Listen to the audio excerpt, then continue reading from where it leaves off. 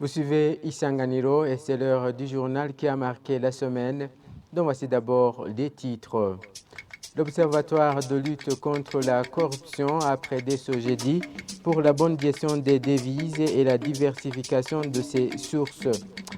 Et l'Organisation des Nations Unies pour l'alimentation et l'agriculture FAO a lancé ce vendredi un projet dénommé Initiative Main dans la main et transformation des systèmes alimentaires. Le secrétaire exécutif permanent au sein de la plateforme de sécurité alimentaire et nutrition a promis un impact réel sur l'amélioration de la tendance nutritionnelle au Burundi.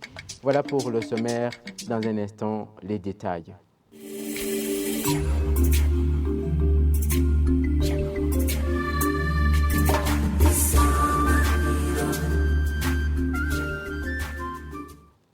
Nous débutons ce journal qui a marqué la semaine. Le projet Initiative Main dans la main, transformation des systèmes alimentaires, lancé ce vendredi par l'Organisation des Nations Unies pour l'alimentation et l'agriculture FAO, aura un impact réel sur l'amélioration de la tendance nutritionnelle.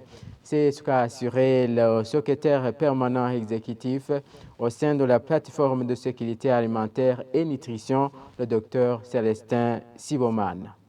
Aujourd'hui, tout le monde est conscient qu'on ne peut pas renforcer la nutrition dans le pays sans toucher les systèmes alimentaires, c'est-à-dire l'ensemble des personnes, l'ensemble des infrastructures impliquées de la fourche à la fourchette, comme on dit dans le jargon technique, de l'étable à la table. Il y a beaucoup de maillons et à chaque maillon, il y a des intervenants et chacun a un rôle à jouer. Et ce n'est que l'intégration de tous ces systèmes de santé, de l'agriculture, de protection sociale, de l'approvisionnement en eau potable, hygiène et assainissement, les systèmes éducatifs ainsi que l'administration territoriale qui doit prendre la main au dossier pour canaliser les efforts qu'on peut avoir la réponse. Nous avons donc présenté cette feuille de route avec ces piliers thématiques qui sont interliés pour montrer quelle est la voie logique pour des systèmes alimentaires socialement et économiquement résilients.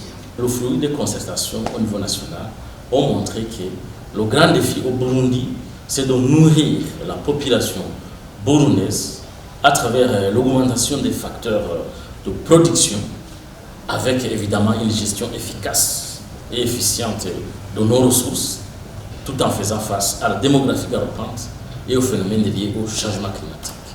C'est ainsi que les pistes d'action réformatrices sont notamment la gestion de la ressource terre et la lutte contre la pression démographique, à travers aussi l'agriculture intelligente pour faire face aux phénomènes liés au changement climatique.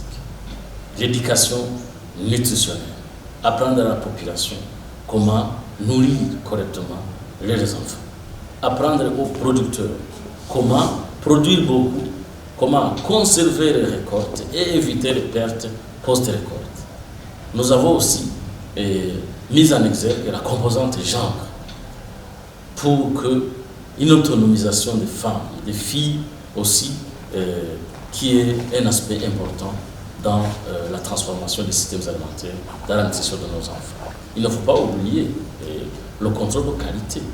Nous avons finalement parlé aussi de l'approche territoriale avec la responsabilisation des communes, l'éducation dans l'agrobusiness. Nous avons parlé du financement à travers les mécanismes de financement traditionnels, mais aussi innovants pour que le système alimentaire burundais soit socialement et économiquement résilient. Nous poursuivons ce journal qui a marqué la semaine. C'est l'école fondamentale de Tchoga 1 en zone Mouira de la commune Kanyosha en province de Bujumbura qui a été touchée par les vents violents ayant emporté les toitures de 4 salles de classe. Selon la maîtresse responsable, des parents d'élèves, de même que les enseignants, ont demandé du soutien pour la reprise des cours. Evari Tenziko Banyanga s'est rendu sur les lieux.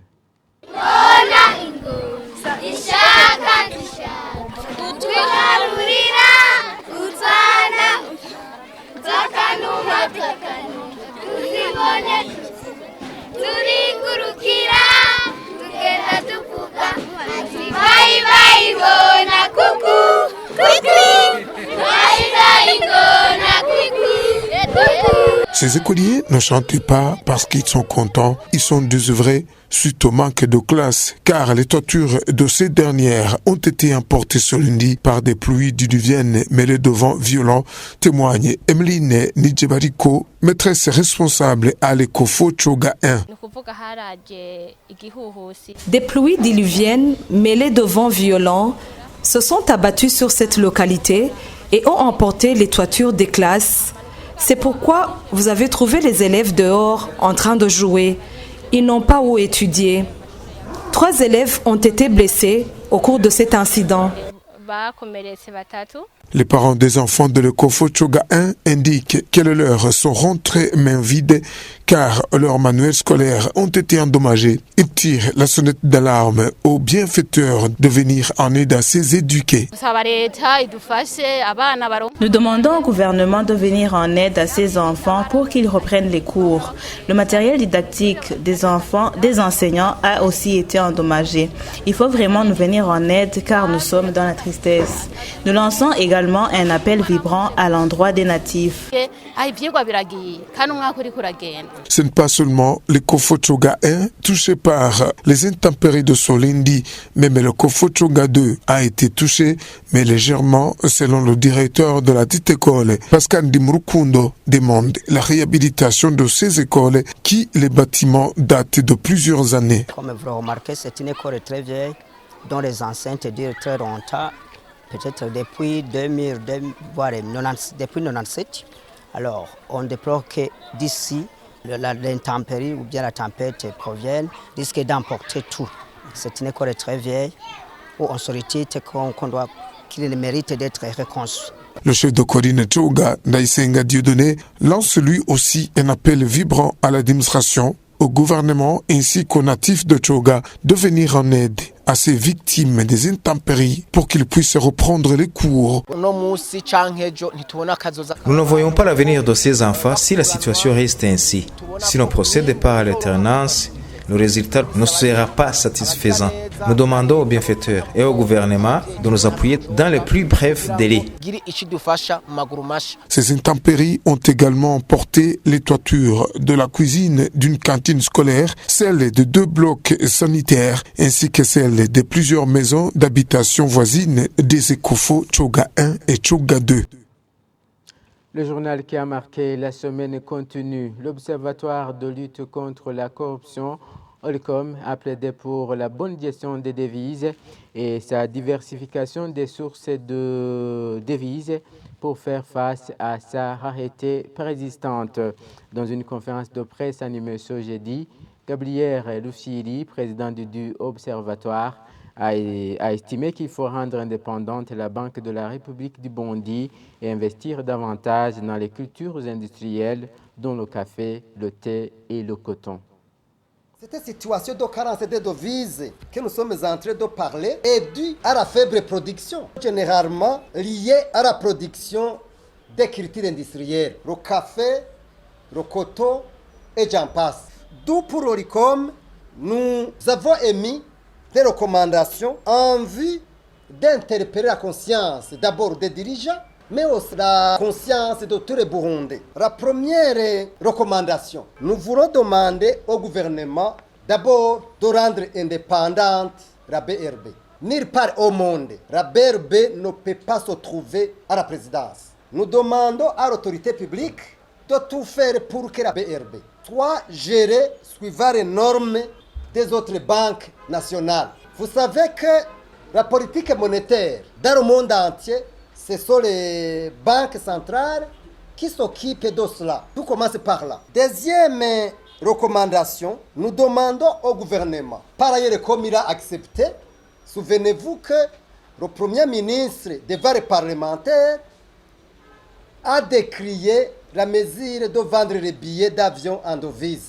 Nous demandons à ce que cette mesure soit réanalysée dans les meilleurs délais. Troisième recommandation, nous demandons à ce que peu de devises que nous avons soient gérées dans la transparence et données réellement aux personnes qui vont importer, mais aussi de surveiller rigoureusement les bénéficiaires de ces devises. Nous demandons aussi de mettre en place un système de suivi pour ceux qui ont reçu ces devises. Deuxième catégorie de recommandations, c'est juste pour diversifier les sources de devises.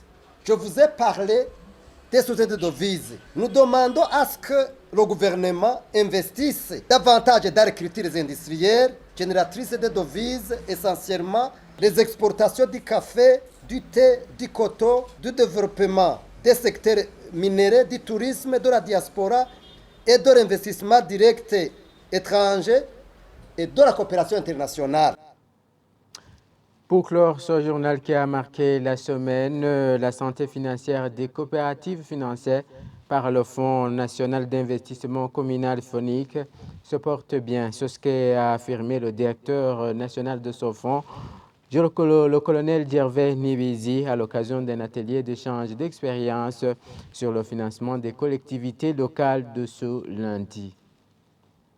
Au Burundi, nous avons 2911 coopératives collinaires et le financement était évalué à 10 millions de francs par coopérative, ce qui fait 29 milliards pour les 2911 coopératives. Donc dans un premier temps, la première année, avec les changements climatiques, avec les maladies qui ont attrapé le bétail, donc on a fait une évaluation, on a trouvé qu'il y a des coopératives qui sont en arrière. Nous avons des estimations, bien des chiffres quand on veut évaluer la santé financière des coopératives. Le gouvernement a octroyé encore une fois pour l'année 2020-2021, encore une fois 10 millions par coopérative. Donc c'est toujours le même exercice, c'est toujours 29 milliards pour la deuxième année. Maintenant pour relever la santé financière de ces coopératives qui étaient en difficulté. Donc avec des exercices, une somme qui approche 58 milliards a été donnée à cette communauté, donc à ces coopératives collinaires. Maintenant, la santé financière d'un bon nombre de coopératives est bonne. Il y a aussi des fois une mauvaise gouvernance, une mauvaise gestion de ces coopératives-là. Des fois, on a changé la direction de ces coopératives. Et puis donc les nouveaux dirigeants maintenant commencent à relever ces projets. C'est contenu dans la loi à la matière qui va entrer en vigueur à partir de 2025. Donc avec ça, on attend les orientations politiques pour voir comment on va gérer ces coopératives qui s'ajoutent. Sinon, ce n'est pas l'étendue nationale qui a grandi, c'est plutôt la répartition de ces communes-là pour répondre aux soucis de la communauté en matière de la décentralisation. On travaille de concert avec les communes qui sont dites maîtres d'ouvrage, donc ils doivent s'impliquer. Et quand il y a un projet qui est initié par la communauté, donc on doit essayer de suivre le projet de la conception jusqu'à la résolution définitive. Et voilà, c'est par cet élément que nous mettons un point final à ce journal qui a marqué la semaine. Merci de l'avoir suivi.